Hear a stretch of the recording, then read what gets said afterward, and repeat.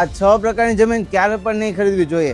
એમાં જે છેલ્લી છે એ ભૂલથી પણ નહીં ખરીદતા, નકર તમને બહુ મોટો લોસ જશે. પહેલું છે બેનામી જમીન, એટલે કે જે જમીનની માલિકી છે એ બીજા કોઈના નામ પર હોય અને એનો જે અસલી માલિક હોય એ છુપાવવામાં આવેલો હોય.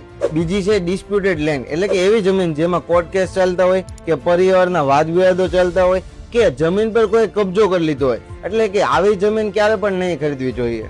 ત્રીજી છે ફોરેસ્ટ લેન્ડ, એટલે કે એવી જમીન તમે ખરીદો છો કે જેમાં તમે બાંધકામ નથી કરી શકતા અને કોઈ પ્રાઇવેટ યુઝ માટે ગવર્મેન્ટ પરમિશન પણ ના આપે. ચોથી છે શિડ્યુલ ટ્રીબલ એરિયા લેન્ડ, એટલે કે એવી જમીન કે એ જમીનને તમે સરકારની પરમિશન વગર લઈ કે વેચી શકતા નથી. પાંચમી છે ટ્રસ્ટની જમીન, એટલે કે એવી જમીન કે જે કોઈ સામાજિક સંસ્થાની છે, એટલે કે આ જમીનને તમારે વેચવા માટે ગવર્મેન્ટની પરમિશન લેવી પડે છે. અને છેલ્લી એ જમીન તમારે ક્યારે પણ નહીં ખરીદવી જોઈએ. અને એ કઈ જમીન છે એ તમારે જાણવું હોય તો મને ફોલો કરીને કમેન્ટ કરો, યસ હું તમને DM માં મોકલી આપીશ.